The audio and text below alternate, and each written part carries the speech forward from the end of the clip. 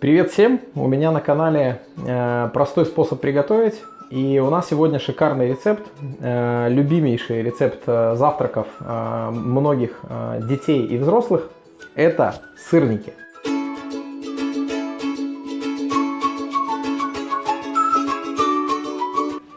У нас сырники будут непростые, ну вернее они будут простые, но такие, которые вы не сможете попробовать. На моей уже практике я уже попытался это сделать, но не смог попробовать ни в ресторане, ни у кого-либо дома в гостях, ничего, нигде. Да, это была долгая попытка сделать сырники идеальными. Я считаю, что у меня получилось. Многие, кто их пробовал, тоже так считают. И, в принципе, сегодня вы сможете быстро, понятно научиться, как сделать самые идеальные сырники, которые вы могли себе представить. Итак, погнали. Для начала, как обычно, наш обзор ингредиентов. И самый важный здесь ингредиент – это творог. Думал, не думал, делать, не делать в открытую анпакинг творога. Но, честно скажу, это очень важно. И я долго выбирал творог, который надо взять. Это не реклама, потому что, к сожалению, мне бабушкина крынка почему-то ничего не предложила. Но бабушкина крынка 5% творог. Вот такой именно зерненый, шикарная штука. Дальше расскажу почему. Тут у нас манка, сахар и, в принципе, остальное это все уже для украшения. Это для жарки и одно яйцо тоже сюда. Все, давайте начнем. Наша самая важная задача, чтобы получить идеальные сырники, это избавить этот творог от лишней влаги. Этого никто не делает практически. Пересмотрел кучу вообще рецептов, переспрашивал много разных домохозяек, никто не делает. Но это самое важное, чтобы добиться исключительно творожных сырников, пышных, и не добавлять туда много муки, манки и всего прочего. Только так вы это получите. Я взял, можно взять марлю, я взял чистое вафельное полотенце новое и, в принципе, сейчас буду просто этот творог отжимать. Это нам не нужно. Окей, погнали. То есть наша задача отжать творог.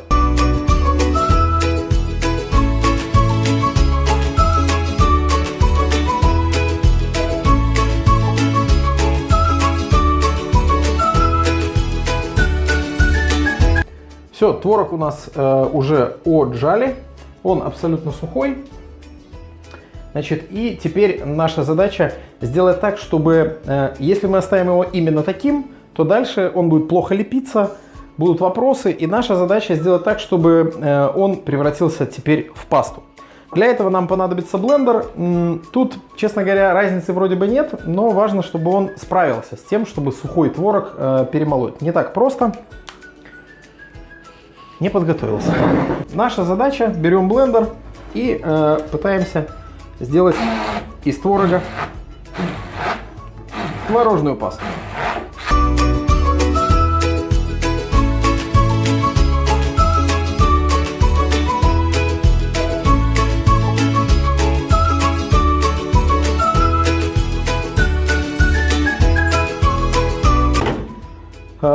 Все, у нас получился нужной консистенции творожная паста. Ничего не забываем.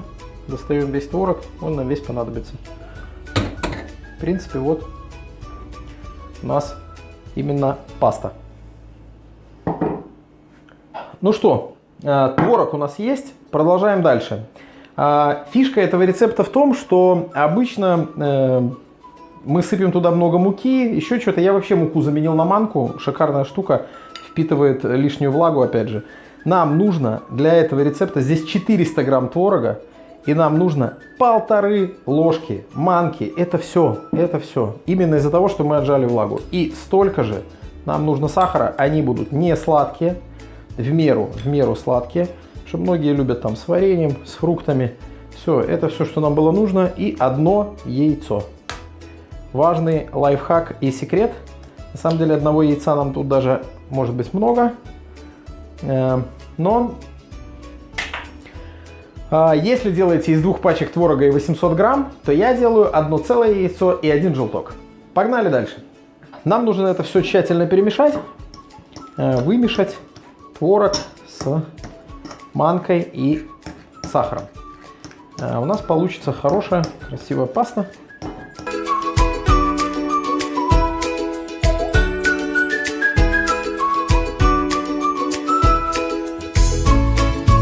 Все, у нас получилась нужная консистенция, и в идеале, так как манка впитывает влагу, дать этой истории немного отдохнуть. Минут 5-10, чтобы манка немного поработала. Ну что, у нас все постояло, стало немного плотнее, и теперь наша задача, в принципе, лепить сырники. Мы хотим сделать идеальные сырники, поэтому мы будем не просто лепить сырники, а делать сырники круче, чем в ресторане. И если кто-то удивился изначально, нафига мне здесь нож, то в принципе сейчас вы все и увидите. Нам нужно немного муки, мы используем ее только для того, чтобы лепить сами, собственно, сырнички, поэтому не перебарщиваем.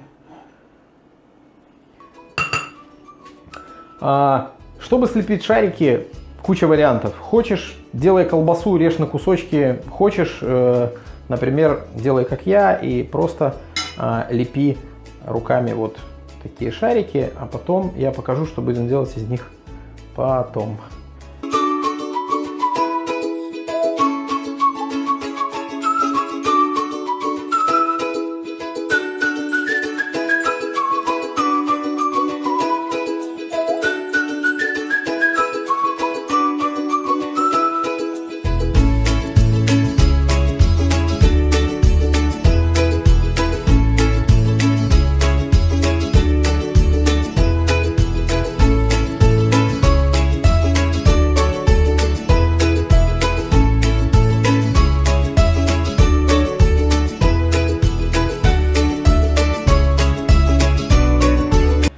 Ну что, первая часть готова, полуфабрикат наш уже готов.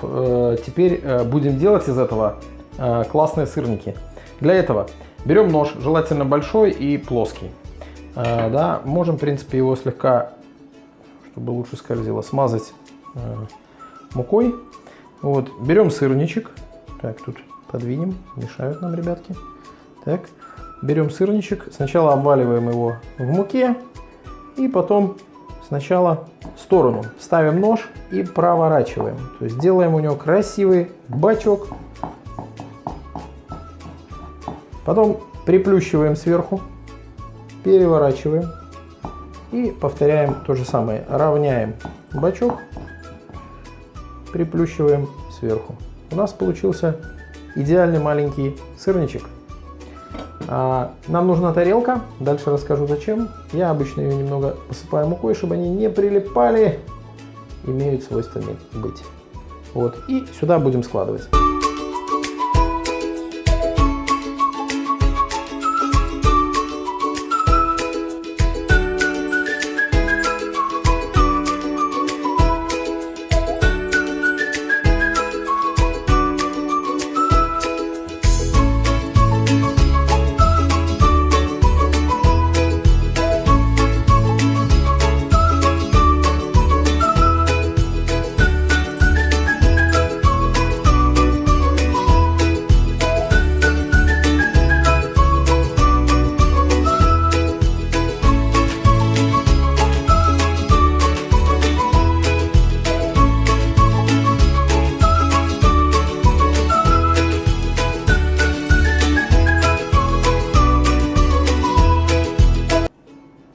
Ну что, вот у нас результат.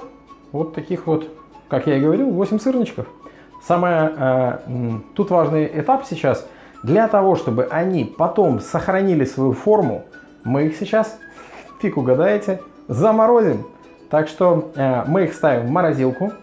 Минут минимум, ну если хороший морозильник с нормальной температурой, то минимум минут 15-20. В идеале можно вообще поставить и на час, и на 2 замораживать. И это самый классный рецепт еще потому, что ты можешь сделать себе про запас или своему ребенку сырники, поставить их в морозилку, разложить по контейнерам, и потом их очень легко приготовить как готовый полуфабрикат. Встретимся через 20 минут, а для вас через пару секунд. Ну что, все, наши сырнички подморозились, и теперь мы их пойдем обжаривать. Смотрите, тут важный момент, если подмораживали там минут на 15-20, то смотрим, жарим чуть меньше, чем если жарили бы после глубокой заморозки. Глубокая заморозка, мой личный рецепт, самый маленький огонь, сковорода, 10-12 минут на одной стороне, 10-12 минут на другой. Это важно. А в этом случае будет чуть меньше. Смотрите по готовности. У нас сливочное масло, чтобы был сливочный вкус сырников. Но, так как сливочное масло отдельно будет гореть, то наша задача добавить немного растительного. Да, и тогда мы получим сливочный вкус, и при этом гореть не будет. Все, масло готово. Поэтому кладем сырнички, но я их сразу переворачиваю, чтобы они сливочным маслом с обеих сторон успели пропитаться. Чуть-чуть. Оп. Оп. Огонь самый маленький. Это важно. Наша задача дать им, так как они из холодильничка, нормально прогреться и прожариться. Не снимайте раньше времени.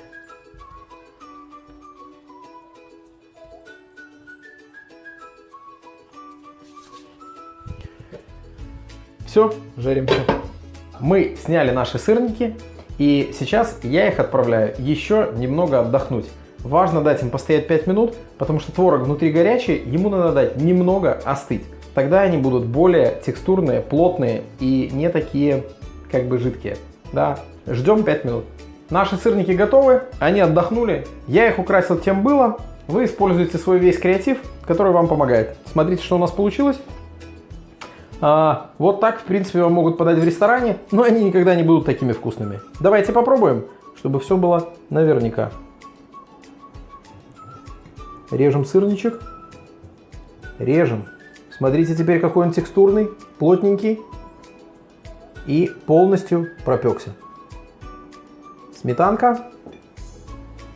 Приятного аппетита. Нет вопросов. Пользуйтесь на здоровье. Подписывайтесь на канал. Не забываем ставить лайки. Смотрите другие видео. И ждем следующие рецепты завтраков. Всем хорошего дня.